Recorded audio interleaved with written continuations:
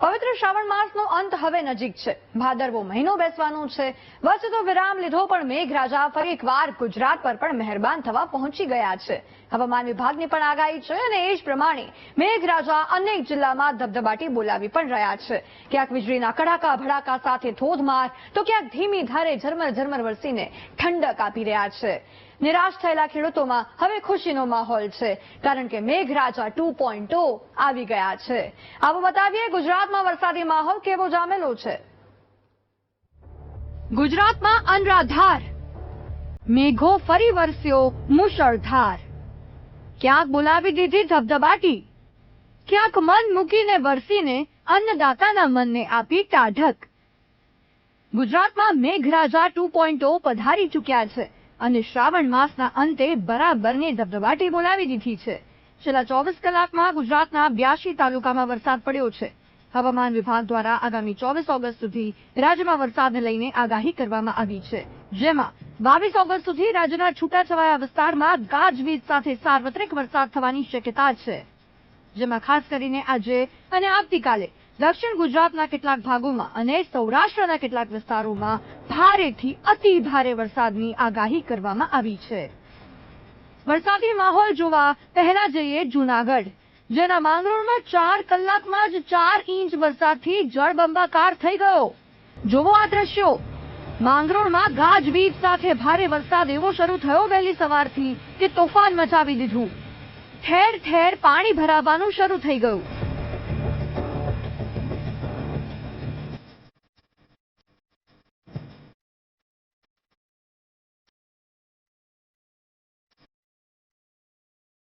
આ દ્રશ્યો માંગરોળ કેશોદ રોડના છે, જ્યાં તોફાની વરસાદથી ગોઠંડું પાણી ભરાઈ ગયા, જેના કારણે વાહન ચાલકોને ખૂબ મુશ્કેલી પડી. ચાલુ દિવસમાં ભારે ટ્રાફિક જામનો સામનો કરવો પડ્યો.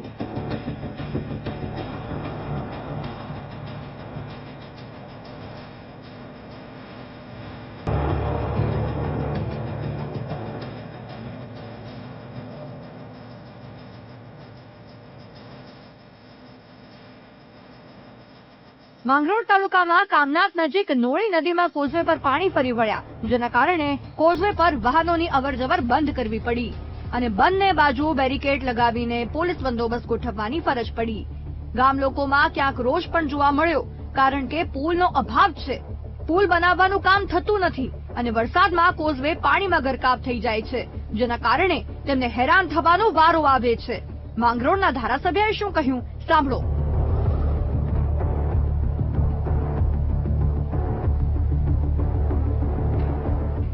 બ્રિજને બનાવવાની વર્ષોથી માગણી હતી અને સરકારમાં મેં મુખ્યમંત્રીને રજૂઆત કરતા મુખ્યમંત્રીશ્રીએ 7 કરોડ ને 50 લાખ જેવી રકમ મંજૂર કરી છે, જેની ટેન્ડર પ્રક્રિયા પણ પૂરી થઈ ગઈ છે અને સરકારમાંથી મંજૂરી આવે એટલે એનું વહેલામાં વહેલી તકે કામ શરૂ કરવામાં આવશે. માંગરોળના ગ્રામ્ય વિસ્તારમાં વરસાદને પગલે રસ્તાઓ બંધ થઈ ગયા. સુલતાનપુરથી ભાટ ગામનો રસ્તો પાણી ભરાવાને કારણે બંધ થઈ ગયો. રસ્તો બંધ થતા વાહન ચાલકો હેરાન પરેશાન થઈ ગયા હતા.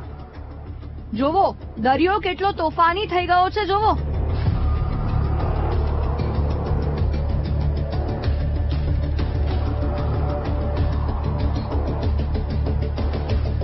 માંગરોળના દરિયામાં ભારે કરંટ દેખાયો છે. દરિયામાં કરંટના કારણે જેટી ઉપર લાંગરેલી બોટો અથડાઈ, જેના કારણે 15 થી વધુ બોટોમાં સામાન્ય નુકસાની પણ થઈ છે. ફિશરીઝ વિભાગે સાવચેતીના પગલાં લેવાની પણ સૂચના આપી છે.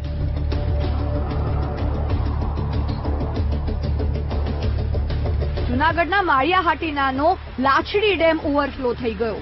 લાછડી નાની સિંચાઈ યોજનામાં પાણીની આવક થતા ડેમ છલકાઈ ગયો હતો, જેથી નીચાણવાળા વિસ્તાર જેમ કે પીપળવા, આછિદ્રા, ડાડેરી, છાપરી સહિતના ગામોને એલર્ટ આપવામાં આવ્યું છે.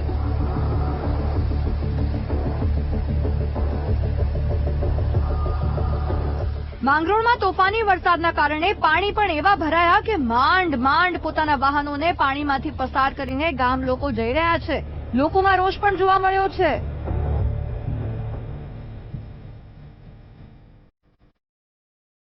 મુશ્કેલી તો જોરદાર પડે છે. પાણી બહુ ભરાય છે અમારા રસ્તે અને 4 વ્હીલ કે 2 વ્હીલ કઈ હાલી શકે એવું છે નહીં, પણ હિંમત રાખી અને નીકળી ગયા એટલે વાંધો ન આવ્યો. પણ ટૂંકમાં અમારો જે રસ્તો છે ડામર એ સિંગલ પટ્ટી છે અને પાવરફુલ પાણી ભરાવાના હોવાથી દર વર્ષે આવીને આવી રામાયણ રહે છે. થોડોક વરસાદ થાય એટલે પાણી જમા થઈ જાય છે. બાજુમાં જે કેનાલ છે એ સાંકડી પડે છે, એટલે રસ્તો પહોળો થાય ને તો અમારે આ મુશ્કેલી દૂર થાય. બાકી આવો નવો પ્રશ્ન અમારે કાયમી માટે રહ્યા છે. હવે જોઈએ દ્વારકાનો વરસાદી માહોલ.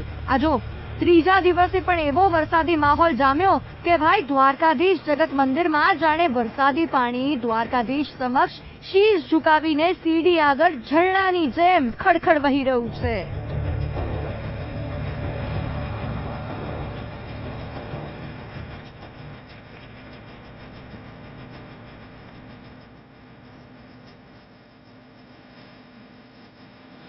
ગાજવીજ સાથે વરસાદ પડતા નીચાણવાળા વિસ્તારોમાં પાણી ભરાઈ ગયા છે.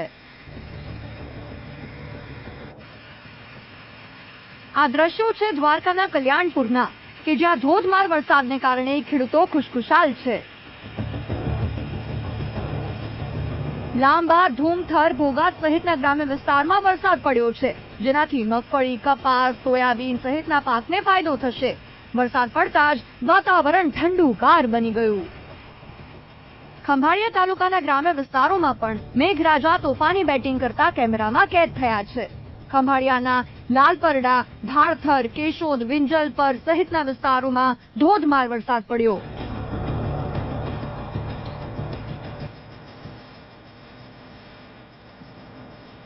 લાંબા ગામમાં પણ લાંબા સમય બાદ વરસાદ પડતા વાતાવરણમાં ઠંડક પ્રસરી અને રસ્તાઓ જાણે નદી બની ગયા છે અને ખેડૂતોનું ખેતર તળાવ.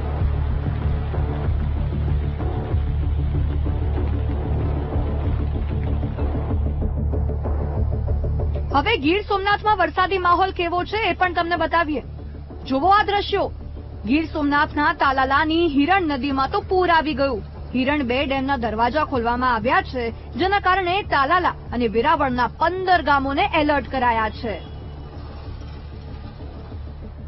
આ દ્રશ્યો જુઓ. ગીર સોમનાથમાં મુશળધાર વરસાદને કારણે સૂત્રાપાડાના પ્રાચી તીર્થમાં તાલાલાથી પસાર થતી સરસ્વતી નદીમાં ઘોડાપૂર આવ્યું છે. માધવરાય મંદિર તો 10 ફૂટથી વધુ પાણીમાં જળમગ્ન જ થઈ ગયું. પ્રાચી તીર્થના ભૂદેવોએ સરસ્વતી નદીના નવા નીરના વધામણા કર્યા. ચોમાસામાં પહેલી વખત સરસ્વતી નદીમાં પૂર આવતા તેની પૂજા કરવામાં આવી.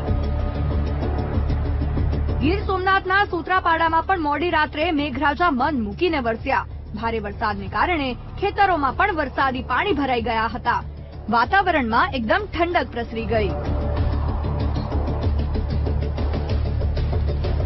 ગીર સોમનાથ જિલ્લામાં મોડી રાત્રે મેઘરાજાએ એવી તોફાની બેટિંગ કરી કે ઠેર ઠેર તારાજીના દ્રશ્યો પણ જોવા મળ્યા. સૂત્રાપાડામાં જ 9 ઇંચ જેટલો વરસાદ પડી ગયો.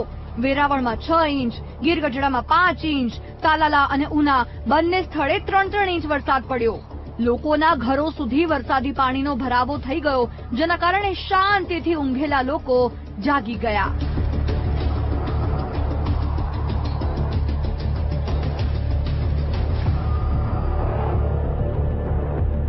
જુઓ આ દ્રશ્યો.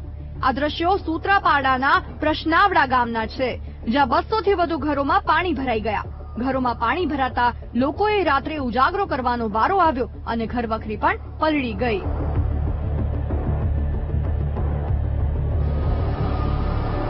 આ દ્રશ્યો છે ઉપલેટાના મોજીરા ગામ પાસે આવેલ મોજ ડેમના, જે ભારે વરસાદના કારણે ઓવરફ્લો થયો અને તેના 3 દરવાજા 4 ફૂટ ખોલવામાં આવ્યા. ડેમ સાઇટ વિસ્તારના મોજીરા, ખાખી, જાળિયા, ગઢાળા, નવાપરા, સેવત્રા, કેરાળા, વાડલા સહિતના ગામોને એલર્ટ કરાયા. મોજ ડેમમાં 3174 ક્યુસેક પાણીની આવક સામે જાવક થઈ. અમરેલી જિલ્લામાં તો સતત 5 દિવસથી મેઘમહેર જામી છે ભાઈ. ખાંભા ગીરના ગામડાઓમાં ધોધમાર વરસાદ પડ્યો છે.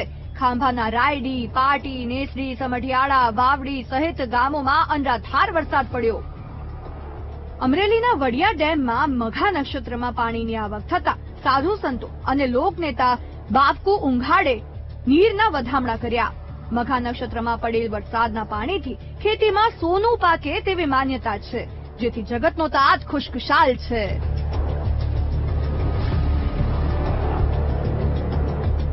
સૌરાષ્ટ્રમાં તો બરાબરની મેઘમહેર વરસી ગઈ.